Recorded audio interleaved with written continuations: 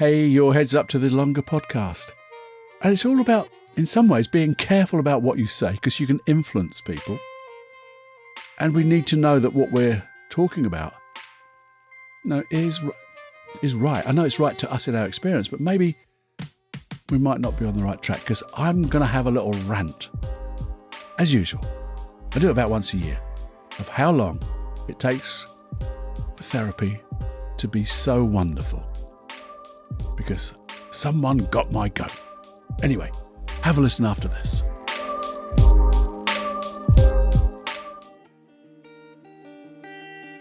Hey, this is the Personal Development Unplugged podcast, where we use hypnosis. Yeah, hypnosis. NLP, neuro-linguistic programming. Don't worry what it is. It's just a mass of processes that we're going to get you to change. Change to let go of anxiety, low self-esteem, and create massive supreme inner confidence. But that's confidence in your competence and competence in your confidence, which means you can do anything and be safe, to enjoy the world as it should be, with you at the helm, creating the life that you want. That's what this podcast is about. You and being the best you could be, singing from your real voice, aligned with your mission, aligned with your passions. That's what it's about. So if you're interested in letting go of anxiety, if you're interested in letting go of fear, guilt, all those blooming syndromes, imposter syndromes, and every little bit of the mind which is negative, then have a listen here, because we've got some wonderful processes and lots of good conversations between you and me to get us both thinking in such wonderful ways. I'm sure you'll enjoy it. Just take the chance to have a listen. Warning. Warning. Warning. Warning. You are entering into the unplugged mind of Paul Cloughie. Too late. Personal Development Unplugged. Hey, the longer podcast, and today, I don't know when this this episode is going out. I think it's in the new year, so a lot of people do tend to think about new year, new me. And I think that's absolutely a disaster. Oh no, I think it's great if that's what you do, but new day, new you. You got 365 of the buggers. You have to wait for the new year. It's a good time to review what you've done. But anyway, that's me off the point already. You know what? Sometimes I get really cross when I hear people talking about therapy and the therapy they've had as if their experience is the way it has to be. And they have no thought on what actually happened. What did they learn from it? In fact, they love talking about this therapy they had. And the real issue I do have is, people talk about what they got, what they do. But when you're in a position of influence, I think you need to be careful. And that's what really gets my goat, really makes me really, really cross when they say things that, I don't agree with, but I just don't think are responsible. Now, maybe I need to work on my anger on this. Maybe I do. Because I was in the gym and I was listening to a podcast on the old running machine. Well, I don't run, I walk. It's my warm-up. I'm walking uphill for about 15 minutes. I'm walking away, listen to this lovely podcast. And then this guy says something that really got my goat so badly that I stopped, got my phone out and made a note to say, I've got to talk about this because it's not right. Here's a story. The man has anger issues and anxiety issues. So he explains how he went to see a therapist. And he was enthused to say that 5 sessions, at the end of 5 sessions, the last session, he felt better. He did feel better. But as he was going out the door, he was asked by the therapist, "Oh, what do you feel about your parents, by the way?" And he broke down in tears. And then he began to talk about the abuse that he'd had in childhood. And he goes on to explain how angry he is that no one helped him. And I can get that, can you? If you're suffering and no one hears your cry for help, no one sees you, notices that you're not, but you're not you. You're doing things which are unusual. But then he goes on to enthuse about he went through therapy with the same therapist. I thought, that's good. And then he said, and it seemed to me with a smile on his face, he said, yeah, for 15 months of weekly therapy to work on this. And my only note was, and you left, I said it, for fuck's sake. There are so many things here which just get me. Anxiety, anger. Let's work on them, shall we? No, you don't. They're the effects of something. Something has caused you to be angry. Something is causing you to have anxiety, to worry, to have fear. And if all you do is find out ways to manage your anger, manage your anxiety, you've still got anger, you've still got anxiety because you're trying to manage the bloody things. They're the effects. Something created or in the past decided unconsciously to use anger, anxiety to protect you. My golden rule is, am I right, am I wrong? But my golden rule is never work with the issue that walks through the door, because that is the effect that people or the client is noticing. And if we look at that effect, we look then to say, well, what is causing that effect? We use the effect to check up, to test the work, to make sure that when we've done our work, the effect has disappeared. Anger has disappeared. Anxiety, worry, all that has disappeared. We look for, and unconsciously, what triggers that effect. Where is it when it happens? When did that trigger start, maybe? But not necessarily consciously, because we don't want to consciously go back and uncover all the crap that was back then. We want your unconscious mind to do that, but not your conscious mind. And we want to use that trigger. Well, Cloughie, use a trigger that causes anxiety and anger. Yeah, absolutely, because that thing that your unconscious mind uses as a trigger to fire off, call it the negative effects, they're no longer appropriate actions, behaviours, emotions. That trigger is consistent. So we use that trigger to fire off new learnings, new ways, new emotions, more appropriate ways of dealing with the things that used to, in the past, cause you to be angry, causes you to be anxious. Get your unconscious mind to understand what it's trying to do for you, how it's trying to protect you. And consciously we can see that it's trying to protect us, these emotions. But we can also know, because it feels absolutely crap, that it's no longer appropriate because it's not working. It's an outmoded response, program, strategy. And how do we know that? Because it feels bloody horrible. Or when anger and anxiety and fear are negative emotions. So how can they be good? Very early on, maybe. Well, they worked. It was the only thing your unconscious mind could do with the wisdom and experience. We've talked about this so much. Had very little experience, very little wisdom. So it did the best it could, and it had those emotions, and it protected you. Fortunately, it's missed all those wonderful experiences in between then and now. So we don't work with what comes through the door. Oh, made my blood boil a little bit. You see, if we can get your unconscious mind to learn that what it's doing no longer works, and it's missing out of all that learned skills, experiences, other emotions that would work so much better, skills such as awareness, thought, calmness, being comfortable, where you can access all the skills you need to deal with the things that used to cause you anger and fear, or what you used to worry about.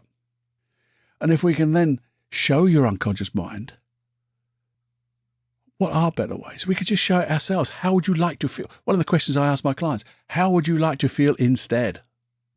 if this was to disappear overnight, the miracle happens. Call it the miracle overnight miracle. You go to bed, you go to sleep, and overnight the miracle happens because the unconscious mind changes everything and your issue completely disappears. How would you like to feel in that morning when you wake up the rest of your life? How would you like to feel? What emotions would you like to feel? What behaviors would you like to do? What skills would you like to access and use? How would you like to be? Now, when we look at that, we can also say, well, have you ever had that in the past? And there will be times you've had it in the past because you wouldn't know to want it if you didn't know you've had it. And therefore, you can do that visualization of just imagining what it would be like if you woke up in the morning, everything was gone, what would you like to be? And then notice consciously how good it feels and unconsciously how safer it is. And that's that learning from the unconscious mind. It can learn that it tried to do the best thing that long ago. Now there's better ways, so it can keep protecting you in a better way.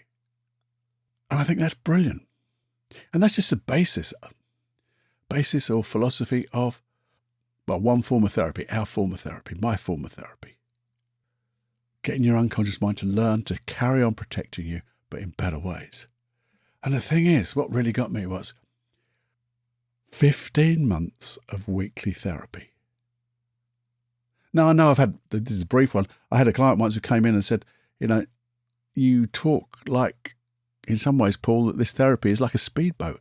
And maybe I want to be like an ocean liner and take more time to get over my issue. And I'm thinking, why would you waste that time? If you can change quickly, easily and effortlessly, and then live the rest of your life the way you want to do. And sometimes I think we wallow in that therapy. But I think, how is it possible when both the therapist and the client have the intention to change and still taking what I worked out to be something like 66 bloody sessions of one-to-one sessions? What the hell are you doing for all those sessions? Other than talking, being intellectual.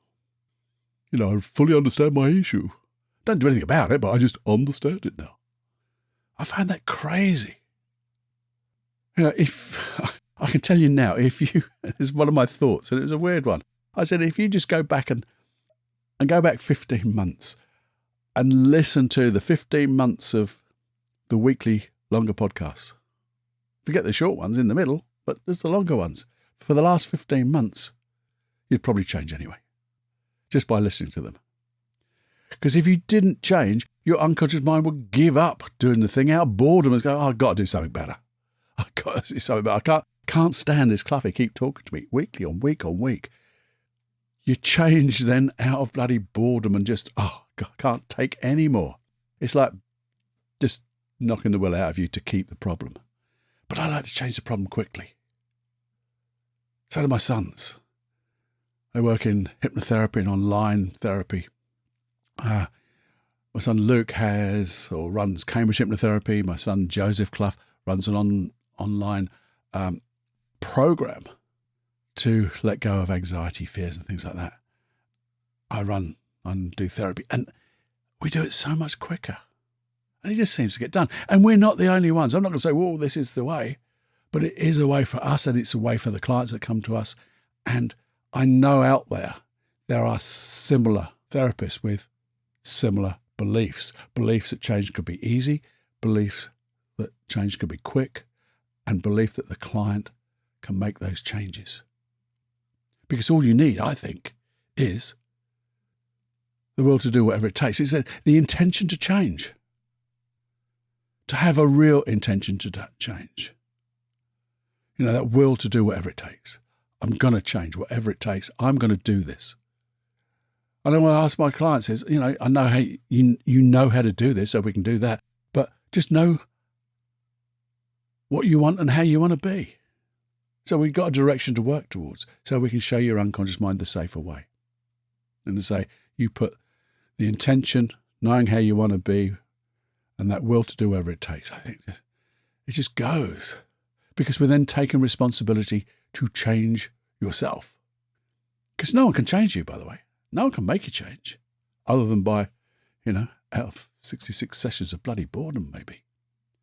And the thing is, it's not magical. No, sorry, I'll go the other way around. It may be magical, but it certainly isn't magic.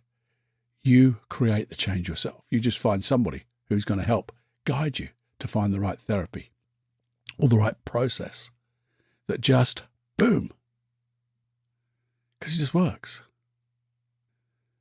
So that's why I got so cross, because, one person's experience, maybe they needed 15 months of talking. I don't know. It just seems a waste of time.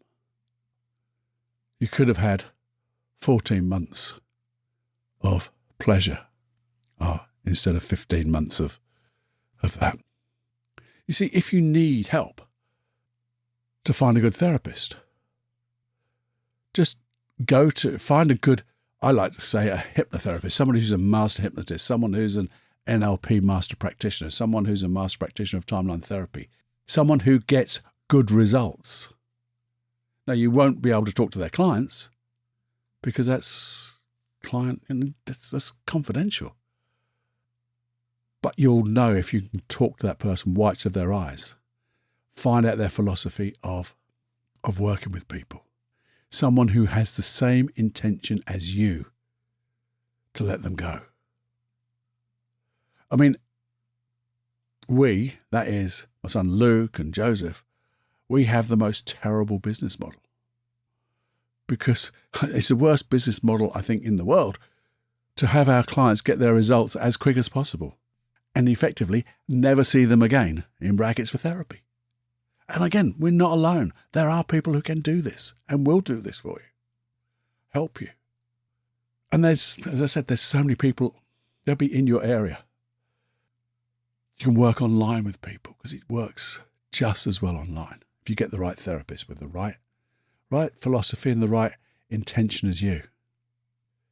So coming back to it all, just getting my rant over.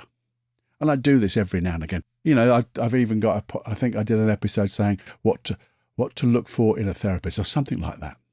Way back in the early days. I can't remember. It's pretty early on. Go to something like Castbox and search that. You'll find it.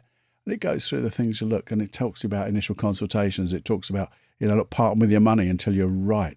Making sure you feel comfortable with that therapist. Because if you don't feel comfortable, it ain't going to happen. Feel comfortable, and they're comfortable with you. And you think, what really got me with this, and this could be for anything, we have to be careful what we say. Because even though I said the two people on the podcast were, call it influencers, they had an audience, a big audience. But we can influence people as well. Now, if we can influence people by just giving them, hope is a word. Hope is good, by the way. Hope is good. It's better than no hope, isn't it? But if we can just give them the thoughts about, if you have the intention to change, you can do it. And maybe just spread the message that, just to remember, change can be quick and easy and comfortable. And the thing is, I always have a little note on the side of my page is how I want you to feel from listening to what I say. And what it is one is, if you have an issue, I want you to go back and listen to 15 months of episodes. No, I don't. What I want you to feel is, if you have an issue that needs one-to-one help, that you'll go do it. You'll go investigate it. Start the process. You don't have to sign up with the first person, but start the process of looking. If you can find somebody who's had therapy before, a friend of yours or someone, and you know that, and they've got good results, maybe look at that therapist first. But also, I just want you to know that you've listened to this and you go, okay, Paul, Cloughie, I'm cool. I've got no issues. That's a good one. But you haven't got any issues that's really affecting my life. But the thing is, sometimes I know I was living what I thought was a wonderful life. And then boom, something hit me so bloody hard. And then if you need it, you jump on it that quickly. So you've got this in your back of your mind. So you can remember then, this is not nice. It's not working. I feel it doesn't feel good. Therefore, I want to change this quick, easy and comfortable. I'm going to do whatever it takes. I'm going to find the right person to help me. So that's what I just want to put in the back of your mind then. If it ever happens, and I hope that it never does. But if it does, it's quick, easy. You see, why is this all important? You see, I come back to this over and over again. It's your bloody life to enjoy, not to endure. Sometimes there are bits that come and blindside us, or, shit happens and we get over it. It's how you get over it. But keep setting those intentions. Now, life is to enjoy. Find joy and beauty and love, not to endure. Make the best of. Get through it. Struggle. It's not that. We've got to look for good stuff. Look for the beauty in the world and let that, resonate inside us. There, I'm getting soppy again. And that was my rant. My rant is over for another few months. Unless I hear it again, I'll go again. And I hope that I have inspired you just a little bit to consider. If you need help, then let me know. Let me know. If you've got something which isn't as big as one-to-one therapy, then let me know by email, feedback@personaldevelopmentunplugged.com. Let me know the issue, the things of, again, how you feeling and how you want to feel. Because it'll be not common to everyone, but there'll be a common thread. People will resonate with your issue. And I could do an episode on it with a process. Obviously anonymous. I won't say my name. Oh, I didn't mean that, you know what I mean. I wouldn't say your name. So, please let me know. And if there's anything that you would like to hear or anything I can do better, I'm always looking to try to do just a little bit better. Hopefully I'm getting more relaxed with this, more communicative, we're getting rapport together, trust together. Let me know if there's anything I can do to change, not change that, but change it for the better. And as you know, as I always say this, if you could share this, because if you shared this episode, and also all the other episodes for the last 15 months back and everything like that, but if you just shared this episode, it might resonate with somebody, because no one really shows it. No one shows their problem. People who've got issues are really good at hiding them until it's the last straw that breaks the camel back. And we don't want to get to that thing. If we can show this and they can just inwardly digest it, let it resonate and go, do you know what? I think I might need a bit of help. You've done your job. And you'll never know how far those ripples of change will go, because they'll just keep changing the world for the good. So if you could share this, you would be paying it forward immensely. And, oh look, there's a subscribe or follow button on that phone of yours or what you listen to. Just press that. That's always good. That's always a good behaviour to remember. And remember, if it is a new year, and it is a new year, and it is a new you in the new year, remember there's a new year or new you every day. So you've got the opportunity to keep changing wonderfully well and enjoying life every day. You might wake up in the morning and say, I wonder how much fun I can stand today. Or I wonder how much beauty I can see today. You make it up as best as suits you. And have more fun than you can stand. Until the next time, my friend, it is, as always, time to fly.